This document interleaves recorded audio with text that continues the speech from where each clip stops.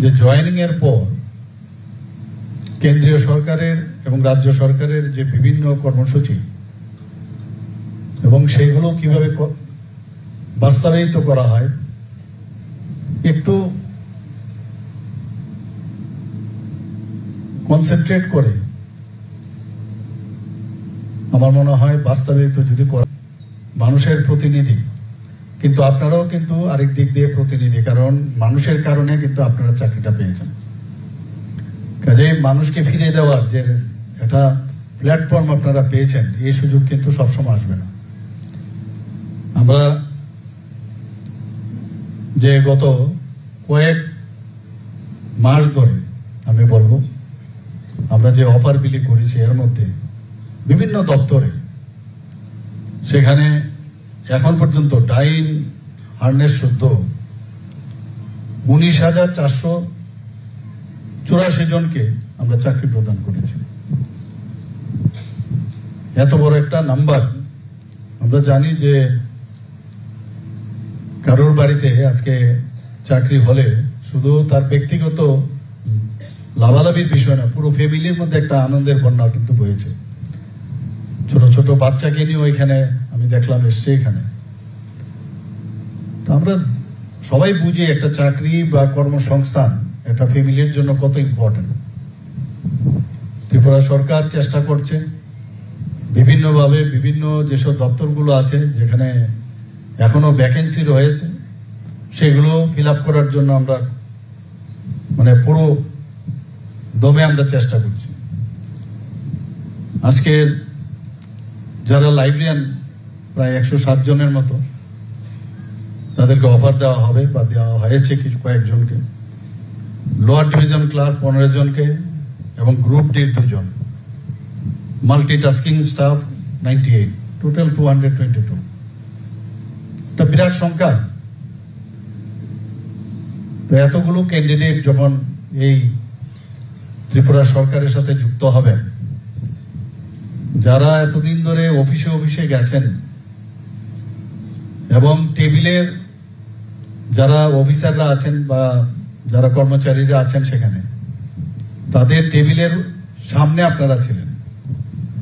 আগামী দিন কিন্তু আপনারা টেবিলের মধ্যে বসবেন, অন্যরা আবার আসবে এবং সেখানে যখন বসবেন, যারা এতদিন ধরে আপনারা যেভাবে গেছেন তাদের বিষয়টাও কিন্তু যেভাবে আপনাদের ওখানে যাওয়ার কতবার গেছেন, আমরা আমাদের ছেলে মেয়েদের আমরা যেটা পাইনি সেটা দেওয়ার ব্যবস্থা করি। তদ্রূপ আপনারাও যখন সেখানে গেছেন, তাদের কি সমস্যা, আপনাদের কি হয়েছিল, সেই সমস্যাটা মনে রেখে যারা আগামী দিন আপনাদের কাছে আসবে বিভিন্ন বিষয়ে, সেই সমস্যার নিশ্চয়ই আপনারা মনোযোগ দিয়ে সেই কাজটা করবেন। আমাদের শুধু সরকারি চাকরি না, সরকারি চাকরি ব্যতীত আমরা এখানে বিভিন্ন নতুন নতুন ক্ষেত্র, বিভিন্ন চাকরির সুযোগ আমরা চেষ্টা করছি। যদি আমরা আউটসোর্সিং এর কথা বলি, চুক্তির ভিত্তিতে যদি আমরা চাকরি দিয়ে থাকি, প্রায় 5,700-র উপরে এখন পর্যন্ত আউটসোর্সিং। কারণ সবসময় ডাইরেক্ট চাকরি দেওয়া সম্ভব হয় না, তো কাজের সুবিধার্থে অনেক সময় আউটসোর্সিং এর ব্যবস্থা করতে হয়, কন্ট্রাকচুয়াল যারা কর্মচারী আছেন তাদের নিতে হয়। তো সেই রকম আমরা একটা বিরাট একটা অংশ সেভাবে তাদের চাকরি দেওয়া হয়েছে। বিভিন্ন সিকিউরিটি গার্ড এবং অন্যান্য পরিষেবার জন্য আজকে সরকারি হোক বেসরকারি পদে প্রায় 2,987 জনের মতো চাকরি দেওয়া হয়েছে। এখানে 2024-25 অর্থবর্ষে ন্যাশনাল ক্যারিয়ার সার্ভিস যে প্রজেক্ট, সেটা বেসরকারি ক্ষেত্রে আমরা সেটা করে থাকি। সেখানেও আমরা দেখেছি প্রায় 305 জনের মতো নিযুক্তি পেয়েছে। আপনারা নিশ্চয়ই শুনেছেন এর আগেও ভারত সরকারের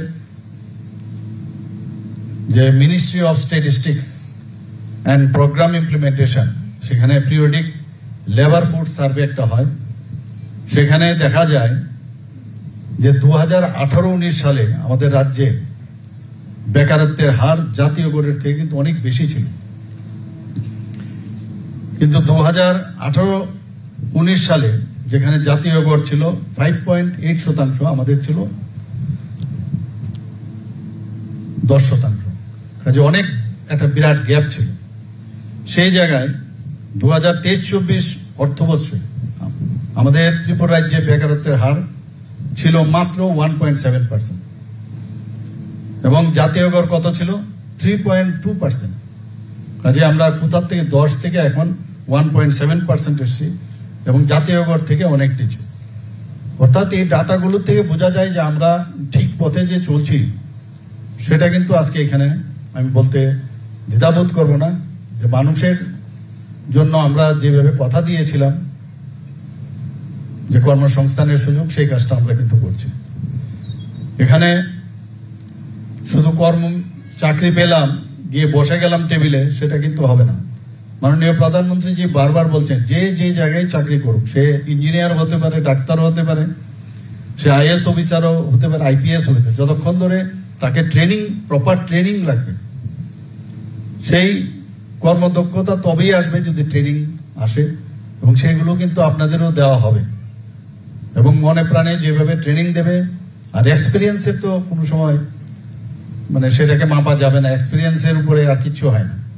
কিন্তু মেইন যে আপনাদের যে ক্যাপাসিটি বিল্ডিং, সেটা অবশ্যই আপনাদের করতে হবে। তার জন্য বিভিন্ন দপ্তর আপনাদেরকে সেই কাজটা করবে। এবং মাননীয় প্রধানমন্ত্রী জি বারবার বলছেন যে মেধার অনেক এমপ্লয়ি আমাদের আছে, যখনই কোনো বিষয়ে দায়িত্ব দিতে হয় তখন আমরা ভাবি যে না, ওকে যদি দেই কাজটা উঠিয়ে আনতে পারবে। তো প্রথম থেকে যদি আমরা কাজটা ওইভাবে করতে পারি, নিজেকে যদি প্রতিষ্ঠিত করতে পারি সুনামের সাথে, তাহলে আগামী দিন সিলেকশনের ক্ষেত্রে সুবিধা হয়। 5টা আঙ্গুল সমান হবে আমি বলছি না, কিন্তু চেষ্টা যদি আপনারা করেন, আমার যে কাজটাই হোক, এই কাজটা এট বেস্ট আমার তরফ থেকে যেটা বেস্ট আমি সেটা দেব, তবেই আমাদের যে আগামী দিনের যে গুণগত উৎকর্ষতা সেটা সম্ভব হবে। আমাদের মাননীয় প্রধানমন্ত্রীর দায়িত্ব নেওয়ার পর উনি দেখলেন যে এমপ্লয়ি তো প্রচুর আছে, কিন্তু তাদের যে প্রপার যে সুদক্ষ যে শ্রমশক্তি, সেটার যে পার্সেন্টেজ দেখা গেছে সেখানে একটা বিরাট একটা সমস্যা। সেখানে মাত্র ছিল 33.95%। এই ফোর্স নিয়ে দেশ আমরা কি করে করব? প্রধানমন্ত্রীজি 2022-এ ডিক্লেয়ার দিয়েছেন যে বিকশিত ভারত, এবং অমৃতকাল চলছে এখন 2047 সালের মধ্যে। এই ফোর্স নিয়ে হবে না। তো এই কারণে উনি বলছেন তাদেরকে সুদক্ষ করতে হবে থ্রু প্রপার ট্রেনিং। এবং তাতে দেখা গেছে 2013 সাল থেকে এখন যে 33.95% ছিল 2013-তে, সেটা 2024-এ গিয়ে দাঁড়িয়েছে 54%-এর উপরে। সেটাকে আরো বাড়াতে হবে। কোনো জায়গায় কোনো এমপ্লয়িকে যদি কোনো কাজ দেওয়া হয়, নো শব্দ সাইড করতে হবে, সাইডে রাখতে হবে, বলতে হবে yes I can do it. এবং তার জন্য যা যা দরকার পড়লে মাঝে মাঝে আমার এখানে আমাদের সুপার স্পেশালিস্ট ডক্টররা আছেন, আপনারা সবাই জানেন, ডাক্তারবাবুরা আছেন, যখন দেখি রেফার করে, আমি বললাম তাহলে সুপার স্পেশালিস্ট রেখে আমাদের লাভটা কি? রেফার হবে না যদি ওর সুপার স্পেশালিস্ট, ঠিক আছে, এক্সপিরিয়েন্স হয়তো বা আস্তে আস্তে হবে।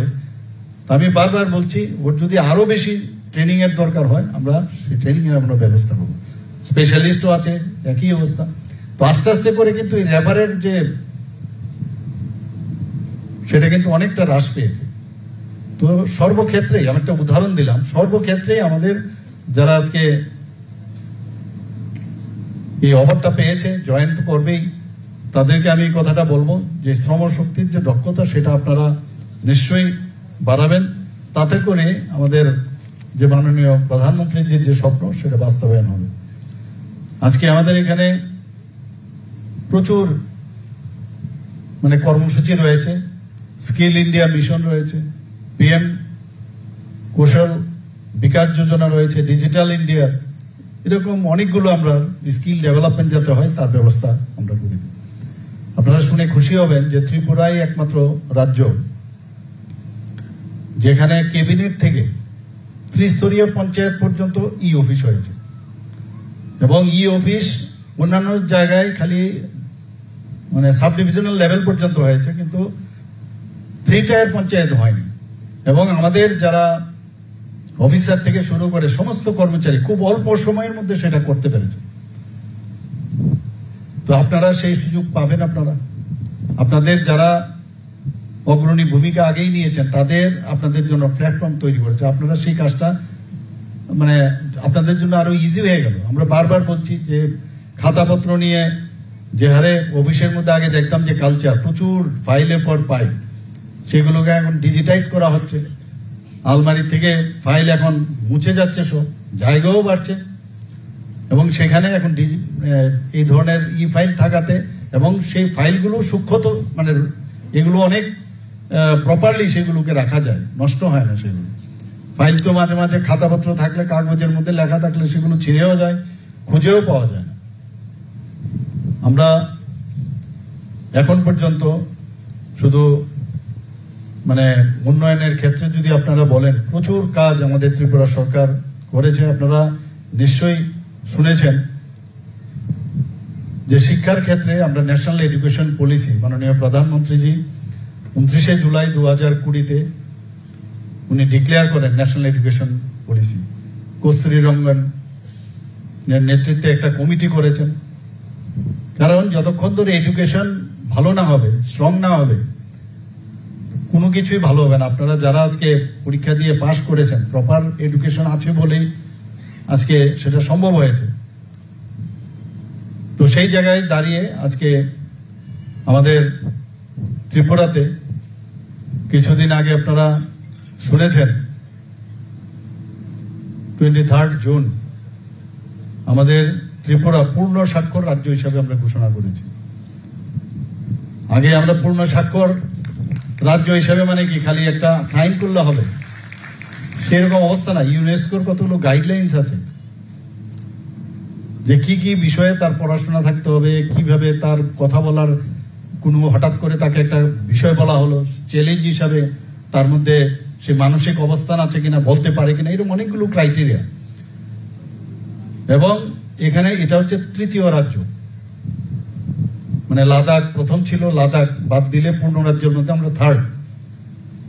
এবং গোয়া এবং মিজোরাম তাদের পপুলেশনও আমাদের থেকে অনেক কম, ত্রিপুরার পপুলেশন অনেক বেশি। সেই জায়গায় আমরা আজকে পূর্ণ স্বাক্ষর রাজ্য হিসাবে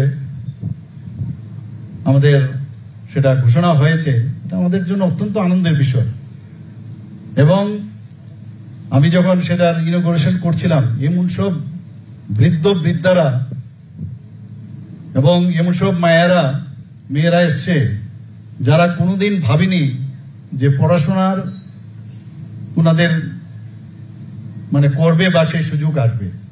যে উল্লাস যে কার্যক্রম, সেই কার্যক্রমের মাধ্যমে মাননীয় প্রধানমন্ত্রীজির যে চিন্তা ভাবনা নবভারত কার্যক্রম, সেটা সেই কার্যক্রমের মাধ্যমে তাদেরকে সেভাবে উঠিয়ে নিয়ে আসছে। এখন শুধু ওরা তো শিখলো তাই নয়, তাদেরকে কিভাবে এই যে এত বড় একটা ফোর্স, তাদেরকে যদি আমরা বিভিন্ন যে আমাদের দপ্তর আছে, ত্রিপুরা সরকারের যে বিভিন্ন দপ্তর আছে, তাদের সাথে স্কিল ডেভেলপমেন্ট থেকে আরম্ভ করে, এডুকেশন ডিপার্টমেন্ট থেকে আরম্ভ করে, হেলথ ডিপার্টমেন্ট, এসএইচজি গ্রুপ, তাদের যুক্ত করা। তো এইভাবে আমাদের কাজ চলছে। এখানে আমাদের এনসিইআরটি পাঠ্যক্রম চালু হয়েছে, সুপার 30 প্রকল্প ত্রিপুরাতে এডুকেশন ডিপার্টমেন্টে চালু হয়েছে। আমাদের মেয়েরা যাতে আগামী দিন আমরা মহিলাদের বা মেয়েদের আমরা এম্পাওয়ারমেন্টের কথা বলছি। ক্লাস 9-এ যেসব মেয়েরা আছেন তাদেরকে আমরা বিনামূল্যে সাইকেল দেওয়ার ব্যবস্থা করেছি। প্রায় 1,22,000-এর উপরে বাইসাইকেল এখন পর্যন্ত তাদের দেওয়া হয়েছে। শুধু তাই নয়, কিছুদিন আগে আমরা বিনা পয়সায় 140 জন, মুখ্যমন্ত্রীর একটা প্রকল্প, সেই প্রকল্পে আমরা 100 জন যারা টিবিএসসি বোর্ডে প্রথম যারা 100 জন হয়েছে এবং 40 জন যারা সিবিএসসি বোর্ড থেকে পাশ করেছে, বিনামূল্যে তাদের মেয়েদের, বয়েজ এন্ড গার্লস বোথ, তাদেরকে আমরা বিনামূল্যে স্কুটি দেওয়ার ব্যবস্থা করেছি, যাতে করে তারা ইন্সপায়ার্ড হয়। সিএম সাত প্রকল্প আমরা গত বাজেটে আমরা সেটা অ্যানাউন্স করেছিলাম, chief minister scholarship for achiever towards higher learning. সেখানেও প্রায় 200 জন যারা মেধাবী যারা ছাত্রছাত্রী আছে তাদেরকে 60,000 করে বৃত্তি দেওয়া হয়েছে। আমরা প্রতিটি মহকুমায় আমরা জানি আমাদের ছেলে মেয়েরা কি করে সব মাস্টারের বাড়িতে দৌড়ায়। আমরা সবাই জানি যে এখানে ত্রিপুরা এবং ওয়েস্ট বেঙ্গল একটা জায়গা যেখানে সারাক্ষণ ধরে খালি মাস্টারের বাড়িতে যায়। অথচ আমরা যদি বাইরে, আমি লখনৌতেও ছিলাম, আমি পাটনাতেও ছিলাম, ওখানে কিন্তু এই টিউশন বেসড কোনো প্রক্রিয়াই ছিল না। কিন্তু আমাদের এখানে এটা আছে, আমরা বারবার চেষ্টা করছি, এডুকেশন ডিপার্টমেন্টকেও বলেছি, এটা একটা মাইন্ড সেট আপ হয়ে গেছে। নিজের থেকে যতক্ষণ না পড়বে ততক্ষণ ধরে পড়া হবেই না, এবং ওখান থেকেই তার নিজেকে জানা, নিজেকে বুঝার চেষ্টা। একবার স্কুল করো, স্কুল থেকে আবার দৌড়াবো, গার্জিয়ানরা দৌড়ে গিয়ে আবার যায় বিভিন্ন টিউশনের বাড়িতে, টিউটরের বাড়িতে, এক টিউটর শেষ হলো আরেক জায়গায় যাচ্ছে। তো সেইটাকে মাথায় রেখে আমরা একটা এবার শুরু করলাম যে বিভিন্ন মহকুমায় সায়েন্স এবং ইংলিশকে নিয়ে প্রতিটি কোচিং সেন্টার আমরা করব, এবং প্রতিটা কোচিং সেন্টারের যারা পড়াবেন অলরেডি প্রক্রিয়াও শুরু হয়ে গেছে। বেস্ট যারা টিউটর আছে বাইরের থেকে তারাও আসবে সেখানে, যাতে অ্যাটলিস্ট আমরা শুরু করলাম যে সেখানে তাদের পড়াশোনার ব্যবস্থা আমরা করেছি। কিছু কিছু বাইন্ডিংস রাখা হয়েছে, সবাইকে তো পড়ানো যাবে না, আস্তে আস্তে করে হয়তো ভবিষ্যতে সবাইকে পড়ানো হবে। এতে করে যে প্রাইভেট টিউশন এখানে যাওয়ার সেটা কমে যাবে। আমরা নতুন আরো অনেক কলেজ, জেনারেল ডিগ্রি কলেজ আমরা করছি এখানে, আমবাসা, কাকরাবন, করবুকে। এবং কম্পিটিটিভ এক্সামের জন্য আপনারা জানেন যে কম্পিটিটিভ এক্সাম হয়, স্টেট ব্যাংকের একটা গত বছর সেখানে পরীক্ষা দেওয়ার জন্য রাস্তার মধ্যে, যদিও সে এক্সামিনই ছিল না, কিন্তু অ্যাক্সিডেন্ট হয়ে মারা গেছে। তো আমরা এই বিষয়ে মাথা রেখে আমাদের গভর্নমেন্ট অ্যাকাউন্টেবলের গভর্নমেন্ট এবং রেসপন্সিবল সরকার, তো সেই কথা মাথায় রেখে আমরা এখানে যে কম্পিটিটিভ এক্সাম সেন্টার উদয়পুর এবং আগরতলা এবং আমবাসাতে করছি, যাতে সমস্ত যে মহকুমা বা যে সাব ডিভিশনগুলো আছে সেখানে কভার করি। আমরা এখন পর্যন্ত ইনফ্রাস্ট্রাকচার যদি কথা বলি, ইনফ্রাস্ট্রাকচার ডেভেলপমেন্টের জন্য জানুয়ারি থেকে জুন এই কয়েক মাসের মধ্যে আমার বিভিন্ন জায়গায় আমার যেতে হয়, এভরিডে কোথাও না কোথাও প্রোগ্রাম থাকে। এই 6 মাসের মধ্যে, 5 থেকে 6 মাসের মধ্যে যে ভিত্তিপ্রস্তর, কালকেও আমি করেছি 2-3 জায়গায়, এবং উদ্বোধন 638 কোটি টাকার আমি বিভিন্ন স্কুল, হাসপাতাল সেগুলো আমি করেছি। আপনারা বাজেটে আপনারা দেখেছেন এইবার 2018-তে থেকে এখন পর্যন্ত যে রাজ্যের যে নিজস্ব কর এবং করের বাইরেও যে বহির্ভূত কর, এখানে কিন্তু অনেক বেশি। মানুষ আগে কর দিতে চাইতো না, ট্যাক্স দিতে মনে করে যে আমি রোজগার করবো, আমি কি ট্যাক্স দেবো। এখন মানুষ বুঝতে পারছে যে আমার ট্যাক্স যদি আমি দিই সেটা আমার রাজ্যের এবং দেশের উন্নতির কাজে আসবে। তার জন্য বৃদ্ধি হয়েছে প্রায় 236%। বিরাট বিষয়। আপনারা নিশ্চয়ই বারবার আমি একই কথা বলি, আমরা যে সঠিক দিশায় আমরা চলছি।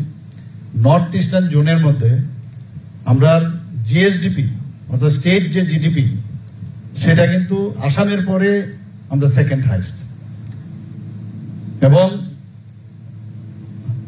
আমরা সারা ভারতবর্ষের মধ্যে one of the smallest state, 3 number position আমরা আছি। শুধু তাই নয়, পার ক্যাপিটা ইনকাম যদি আমরা দেখি, এখানে সিকিমে আপনারা জানেন সেখানকার যে ক্লাইমেটের কারণে বহু মানুষ সেখানে যায়, এবং সেখানে যে পার ক্যাপিটা ইনকাম আমাদের থেকে বেশি। তো নর্থ ইস্টার্ন জোনে হাইয়েস্ট হচ্ছে সিকিম, এন্ড সেকেন্ড হাইয়েস্ট আমরা ত্রিপুরা, সেটা মনে রাখতে হবে। এবং গত বছর আমাদের বাজেট অনলি 25,000 কোটি টাকা আমরা রেখেছিলাম। বাজেটের অর্থ হচ্ছে আগামী দিন আমরা কত চাকরি দেব, কত ডেভেলপমেন্ট করব, রাস্তাঘাট, বিভিন্ন স্বাস্থ্য হোক, খেলাধুলার বিষয়ে হোক, এগ্রিকালচারে হোক। সেখানে 27,000 কোটির থেকে গত বছর আগের বছর ছিল বাজেট, আর এইবারের যে বাজেট আমরা সেখানে 32,000 কোটি টাকায় বেড়ে গেছে, অর্থাৎ এক লাফে জাম দিয়েছে। এটা কিন্তু এমনিতে হয়নি, এটা হয়েছে এই কারণে আমাদের যে কাজকর্ম দেখে যে এখানে প্রপারলি পয়সা তার ইউজ হয়। তো সেন্ট্রাল গভর্নমেন্ট মোদিজি বুঝেছেন যে ওনাদেরকে পয়সা দিলে প্রপারলি সেটা ইউটিলাইজ হবে, এবং আগামী দিনে আপনারা এই কাজটা যখন সততার সাথে করবেন তো আমাদের পক্ষেও সুবিধা হবে, যে মিডল ম্যান বা মাঝখান থেকে করাপশনের যে বিষয় চলে আসে সেটা যেন না হয়। কেন্দ্রীয় সরকারের যে বিভিন্ন ফ্ল্যাগশিপ, সেখানে হয়তোবা আপনারাও কাজ করতে পারেন, বা আগে যারা কাজ করছে বা আগামী দিনে যারা কর্মচারীরা আসবেন তাদের জন্য PM Awas Yojana, PM Kisan Samman Nidhi, PM Ujjwala যোজনা, আয়ুষ্মান ভারত, আমাদের মুখ্যমন্ত্রীর জন আরোগ্য যোজনা আছে, প্রধানমন্ত্রীর জন আরোগ্য, এগুলো কিন্তু আপনাদের সেই স্কিম করলাম, কিন্তু সেগুলো ইমপ্লিমেন্টেশনের দায়িত্ব কিন্তু আপনাদের। আমরা অনেকগুলো মুখ্যমন্ত্রীর নামে আমরা করেছি যোজনা প্রকল্প, মুখ্যমন্ত্রী প্রাণী সম্পদ বিকাশ যোজনা, মুখ্যমন্ত্রী যে ফিশারি ডিপার্টমেন্ট সেখানে একটা যোজনা আমরা করেছি, নগর উন্নয়ন প্রকল্প আমরা করেছি। আপনারা ভাবুন, শুধু আগরতলার আগামী দিন এখনো বাইরের থেকে যখন মানুষ আসে বলে আগরতলা বা ত্রিপুরা এত সুন্দর হতে পারে আমরা ভাবতেও পারি না।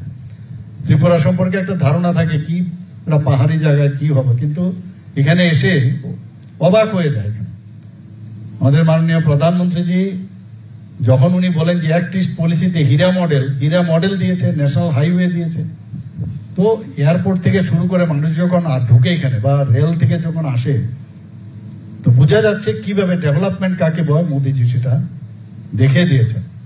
আমাদের আগে নর্থ ইস্টার্ন জোনে কি অবস্থাটা ছিল, উগ্রবাদীদের জন্য মানুষ এক জায়গা থেকে আরেক জায়গায় যেতে পারতো না। প্রায় 11টার থেকে 12টার মতো অ্যাকর্ড করেছেন মাননীয় প্রধানমন্ত্রীজির নেতৃত্বে আমাদের হোম মিনিস্টার অমিত শাহজি, এবং আমরাও সেখানে গেছি। আজকে ত্রিপুরা একটা রাজ্য যেখানে কোন রকম উগ্রবাদী নেই, উগ্রবাদী ফ্রি ত্রিপুরা। এবং যে কারণে আগে যখন ট্রান্সফার হতো এক জায়গা থেকে আরেক জায়গায়, তো বিভীষিকাময় যে কবে যাবে, এখান থেকে শুরু করলে প্রায় 10 থেকে 12 ঘন্টা লাগতো এক জায়গা থেকে আরেক জায়গায় যেতে, এসকর্ট লাগতো, এবং বাড়িতে একটা সবসময় চিন্তার ভাঁজ পড়ে থাকতো যে কি হবে, আমার ছেলে এখানে প্রপারলি যেতে পারবে কিনা। এখন তো যে কোনো জায়গা থেকে আসা যাওয়া খুব ইজি গোয়িং হয়ে গেছে, is of movement, is of doing business সবকিছু হচ্ছে, যে কারণে মানুষ বাইরের থেকে এখানে বিনিয়োগ করতে আসছে। বিভিন্ন বিশ্ববিদ্যালয় হচ্ছে এখানে, প্রায় 4-5টার মতো নতুন যে প্রাইভেট বিশ্ববিদ্যালয় এখানে হচ্ছে। এখানে মেডিকেল কলেজের আসন সংখ্যা 400 হয়ে গেছে, ডেন্টালের গভর্নমেন্ট লেভেলের 63 আসন সংখ্যা হয়েছে, ফার্মেসি কলেজ আছে, এগ্রিকালচার কলেজ আছে, ন্যাশনাল ল ইউনিভার্সিটি হয়েছে এখানে, ন্যাশনাল সংস্কৃত ইউনিভার্সিটি এখানে আছে। একের পর এক এখানে আমরা যেভাবে কাজ করছি, এবং সেগুলো মাথায় রেখে আপনাদের সামনে এই কারণে বললাম যে আমাদের এখানে আইন শৃঙ্খলাও যেভাবে আমরা এখানে বজায় রেখেছি এত সুন্দর, 28টা রাজ্যের মধ্যে 15 রাজ্যের মধ্যে আমরা এখন নিচের দিক থেকে আমরা 3rd পজিশনে আছি। মহিলাদের জন্য আমরা বিভিন্ন জায়গায় সমস্ত থানার মধ্যে মহিলা হেল্পলাইন করেছি 24x7, 8টা ডিস্ট্রিক্ট, এর মধ্যে 9টা জায়গায় আমরা মহিলা থানা আমরা করেছি সেখানে। কারণ অনেক সময় মহিলারা পুরুষদের কাছে অনেক জিনিস বলতে পারে না। ওয়েস্ট ডিস্ট্রিক্টে আমরা 2টো, আর বাকি 7টা ডিস্ট্রিক্টে আমরা 7টা মহিলা থানা করেছি। এইভাবে আমরা চেষ্টা করছি সমস্ত জায়গায়। এখানে আমি একটা কথা বলবো, যে মাদক নিয়ে বারবার আমরা কথা বলি, ত্রিপুরাতে এই ড্রাগ এডিকশন নিয়ে আপনাদের কিন্তু দায়িত্ব বেশি। শুধু পুলিশের যারা আছে তারা কাজ করবে বা বিভিন্ন এজেন্ট সেই বিষয়ে সোচ্চার হবে, আপনারা কিন্তু এর বিরুদ্ধে একটা যুদ্ধ ঘোষণা, সরকার যেমন যুদ্ধ ঘোষণা করেছে আপনাদেরও করতে হবে। এবং আপনারা জানেন এই মাদকের সাথে কিন্তু HIV ইনফেকশনের একটা বিরাট ঘটনা, এবং HIV যখন হয় সেটা যদি প্রথম দিকে সেটাকে না ধরা যায়, পরবর্তী সময়ে অ্যাডভান্স স্টেজে এইডস হয়ে যায়। আমরা জানি যে HIV যখন ইনফেকশন হয়, আর বিশেষ করে যারা এই ইন্ট্রাভেনাস, যারা ইঞ্জেকশনের মাধ্যমে যারা ড্রাগস নেয়, তারা কিন্তু HIV তে আক্রান্ত হওয়ার প্রবণতা বেশি এবং প্রচুর আমরা দেখছি। তো ভাইরাল লোড, এইচআইভি তো শেষ করা যাবে না, কিন্তু ভাইরাল লোড যাতে কম থাকে তার জন্য ওএসটি তার প্রতিনিয়ত খাওয়া দরকার। মানে নেশার পরিবর্তে ওএসটি খাওয়া যায়, অনেকটা ওই রকমই ফিলিং থাকবে, কিন্তু ড্রাগসের মতো নেশাটা হবে না।